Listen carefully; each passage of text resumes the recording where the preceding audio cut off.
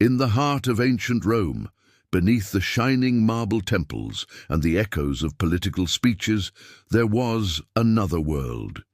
It was not the world of senators, generals, or poets.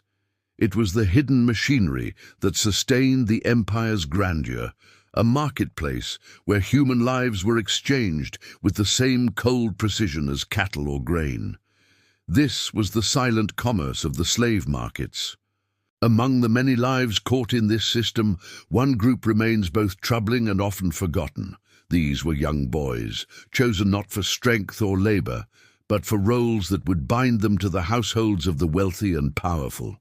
They were seen as ornaments, valued for refinement, elegance, and appearance, destined to live close to power, yet deprived of any of their own. To the Roman elite, these boys were property, no different than furniture or livestock, except that they could speak, obey, and be trained. Public auctions took place in spaces like the Forum Boarium near the Tiber River, where the noise of bargaining echoed through the streets. There, individuals stood on platforms, signs around their necks listing their origins and qualities. For some, their fate was already sealed by their birthplace. Greeks, Syrians, Thracians, and Phrygians were especially prized, thought to carry refinement in their manners and features. Writers of the time, such as the satirist Juvenal, did not ignore this trade. With sharp irony, he remarked that a single boy with curling hair could cost more than a farm. His words revealed the contradiction of a society that built laws, art, and philosophy, yet reduced human life to objects of luxury. Rome had conquered the Mediterranean, but it also consumed it, absorbing not only wealth and goods, but people. Once purchased, the life of such a youth was one of constant oversight. They were trained, shaped, and confined. And their days were filled with tasks meant to serve the image of elegance, grooming, carrying, performing, or simply being present. To exist in these households was to become part of a display, a living element of wealth and taste. Behind the walls of palaces, senators and poets gathered, and emperors plotted the affairs of state. Within the same walls, these young slaves moved quietly, ever observed, never free. They inhabited spaces filled with marble, gold, and endless refinement. But their own voices were silenced. Every gesture was regulated, every moment restricted. Their surroundings were opulent, yet their condition was one of total dependence. Rome not only tolerated this system, it made it an institution. The trade in enslaved boys was not hidden. It was accepted as a normal aspect of elite life, woven into the fabric of privilege. To be refined was to possess not only art, land, or libraries, but also living beings whose presence reflected status. And yet, this was only the beginning. For some, the path grew darker still. To be chosen for the imperial household was considered the highest honor, but it was also the greatest loss of self. For in the emperor's domain, ownership was never enough. What was demanded, there was absolute control. Within the walls of the imperial palace, the balance between power and control was pushed to its most extreme form. The emperor's household was unlike any other. Here, everything was designed to reflect authority, not only through ceremonies, statues, and laws, but through the very people who served him. In this space, young slaves were shaped into symbols. Their presence was not accidental. It was carefully curated to display refinement, discipline, and obedience. The Romans often borrowed customs from the East, even as they criticized them. Among these customs was the employment of eunuchs, figures who became a quiet but significant part of imperial life. Known in Roman sources as spadones, they were enslaved boys or young men whose status was altered, marking them as separate and exclusive. To the Roman elite, their existence symbolized submission and hierarchy, even if many writers described them as unnatural or foreign. This contradiction reveals much about Rome itself. On one hand, Roman law officially forbade physical alterations, citing the Lex Cornelia. On the other hand, the practice quietly persisted, especially within households close to the throne. Laws were strict for the powerless, but flexible for the powerful. What was condemned in theory could be embraced in practice if it suited the desires of those at the top. Historical accounts suggest that some of these enslaved youths were brought from regions such as Cappadocia, Parthia, or Asia Minor, areas long associated with courtly traditions. To the Roman elite, these individuals carried a particular value, one that went beyond labor or beauty. They became instruments of status, reflections of exclusivity, and silent participants in the theater of imperial authority.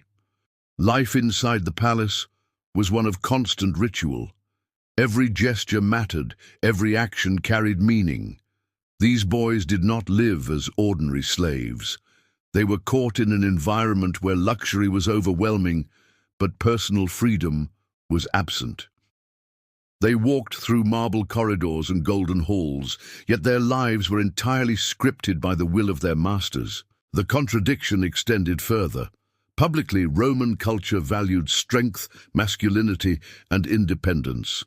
Privately, however, the imperial court surrounded itself with figures who embodied fragility, elegance, and submission. This paradox reveals the hidden truths of empire. What was praised in speeches was not always what was practiced in the shadows. In this way, the Roman elite turned human beings into symbols of their own dominance. These youths became more than servants. They were representations of control itself. Their very existence reminded the court that the emperor's reach extended everywhere, over conquered provinces, over cities, and even over the most intimate aspects of life. Yet behind this display was silence. For those living within the imperial household, identity was stripped away. They no longer belonged to their families or their homelands. They belonged entirely to the empire. Their roles were carefully crafted, their voices unheard. This was the hidden reality of Rome's grandeur, a world where refinement concealed domination and luxury was built upon invisible suffering. The empire that celebrated law and order also thrived on contradictions it refused to acknowledge. And within the palace walls, the price of elegance was nothing less than human freedom. The life of an enslaved youth inside Rome's imperial sphere was marked by paradox. On the surface, it seemed like a position of privilege. Golden halls, access to emperors, the chance to witness the most powerful figures in the empire at close range. But beneath this glittering facade was a reality of control, confinement, and silence. These boys were visible to all, yet their voices were erased. They were part of the spectacle of Roman power, yet excluded from its rewards. One of the most striking examples comes from the life of Sporus, an enslaved youth drawn into the orbit of Emperor Nero. Ancient sources describe how Nero reshaped Sporus's identity, not out of affection, but as a performance of imperial excess. He was dressed in luxurious garments, paraded before crowds, and placed beside the emperor at public events. Nero reportedly gave him a new name, one that echoed the emperor's deceased spouse, creating a theatrical replacement that blurred the line between personal desire and political dominance. To the outside world, this display was shocking, even scandalous, but within the palace, it was another demonstration of Rome's contradictions. An emperor who ruled millions could also remake the life of a single enslaved youth into a living symbol of control. In this act, the limits of power were stretched to their most intimate extremes. Sporus's story was not unique. Ancient writers mention others, sometimes delicately, sometimes with sharp criticism. These figures were remembered not for who they were, but for what they represented. Instruments of status, tokens of luxury, and reflections of a society that often confused refinement with possession. Their roles were carefully shaped to fit the desires of those in command, leaving little space for their own humanity. The villa of Emperor Tiberius on Capri also became the subject of troubling reports. While historians caution that some accounts may have been exaggerated or colored by political hostility, The fact that multiple sources repeated them suggests a deeper truth about the unease surrounding imperial households. These places were not only centers of power, but also stages for performances that blurred the lines between politics, personal indulgence, and domination. For the enslaved youths within these settings, the paradox was constant. They could be dressed in fine clothes, seated in splendid halls, and surrounded by luxury beyond imagination. Yet all of this masked their lack of agency. They lived in the closest proximity to authority, but had no authority of their own. They embodied elegance, but at the cost of freedom. This duality reflected Rome itself, an empire that boasted of justice and order, yet relied on systems of control and exploitation to sustain its image. To walk through the corridors of the imperial palace was to see not only marble and gold, but also the silent evidence of those whose lives were shaped by it. And in the end, the tragedy of these lives was not only in their silence, but in their invisibility. History remembers emperors, generals, and poets, but the voices of these youths, so close to the center of power, were left unrecorded, their experiences known only through the fragments left by others. The tragedy of these lives lies not only in their silence, but in how thoroughly they were woven into the spectacle of Roman grandeur. Their identities became instruments of display, their roles shaped to reflect the wealth and status of those who owned them. They were never remembered for themselves, only for how they served as symbols. Roman society, obsessed with appearances, used these enslaved youths as living ornaments. They might be taught music, poetry, or refined manners, not for their own growth, but to enhance the prestige of their masters. Their elegance became an extension of elite image, a way to impress guests and rivals. To sit quietly in the background, adorned in fine clothing, was itself a performance that reflected the household's refinement. Yet beneath this polished exterior was a life of constant control. Every gesture was monitored, every word shaped by discipline. Their surroundings may have been filled with marble floors and painted ceilings, but those walls confined rather than liberated. Their value was measured not by who they were, but by how well they could embody an image crafted for them. This paradox did not disturb the Roman elite. In fact, they embraced it. To them, possession of such youths was a mark of cultural superiority, a visible demonstration of refinement. The empire prided itself on law and order, yet tolerated systems that undermined the very idea of human dignity. This contradiction was not hidden, it was institutionalized.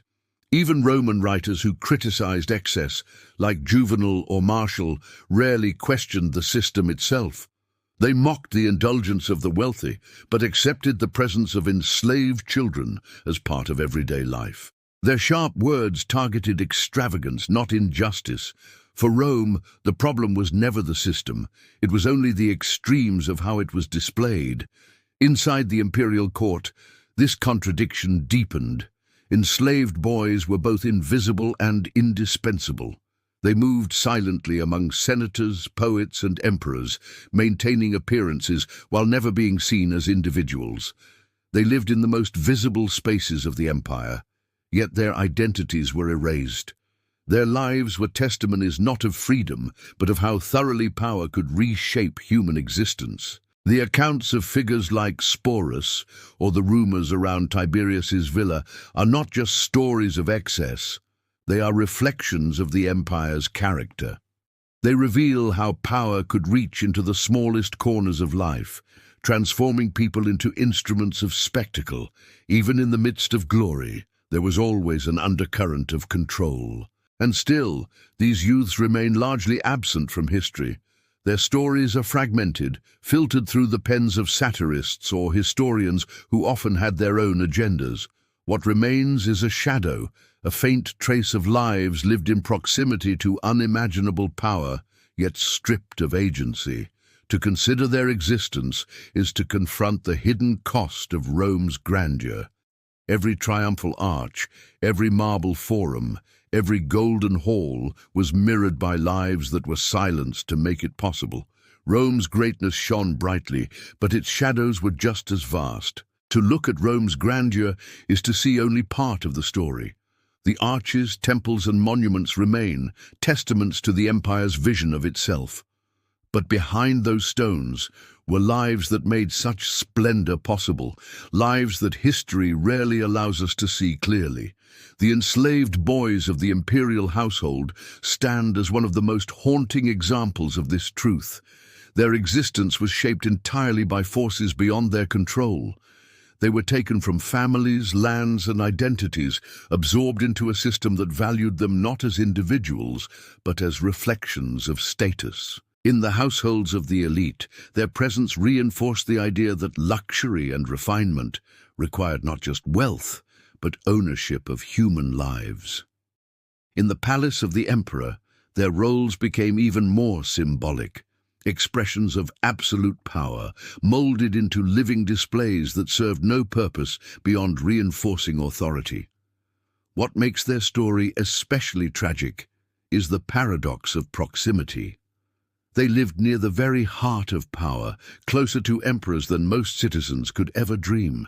Yet this closeness brought no freedom, no influence, no legacy. They could sit beside rulers at public events, sleep in rooms lined with golden couches, and dress in garments finer than those of ordinary Romans. But their lives were not their own. Their identities were erased in the service of spectacle. The empire often prided itself on law, justice, and rational order, but the stories of these youths reveal the fractures beneath that image. Rome's laws might declare certain practices forbidden, yet in practice, the will of the powerful reshaped reality. Official prohibitions meant little when emperors and nobles chose to ignore them. In this way, the very core of Roman order was built on contradictions, its ideals undermined by its own luxuries. Writers like Juvenal asked, "Who will guard the guards themselves?" The question captures the essence of the empire's hidden cruelty. When those at the top could command absolute control, who was left to question their actions? The enslaved had no voice, and the elite had little reason to confront their own contradictions. The system persisted because it was convenient, profitable, and deeply rooted in the culture of power. To remember these forgotten lives is not simply to revisit a dark chapter of history. It is to recognize the hidden costs of empire, the ways in which power consumes the vulnerable to maintain its image of greatness. The silence of these boys is a silence imposed by history itself, a silence that reminds us that even the most celebrated civilizations are built on shadows. Their stories may be fragmented, but their existence forces us to confront the uncomfortable truth that refinement and cruelty often walked hand in hand. Rome's greatness dazzled the world, but it also concealed lives lived under unrelenting control. And perhaps that is the greatest lesson. Beneath every triumphal arch and golden hall, there are voices unheard, lives unseen, and stories waiting to be remembered.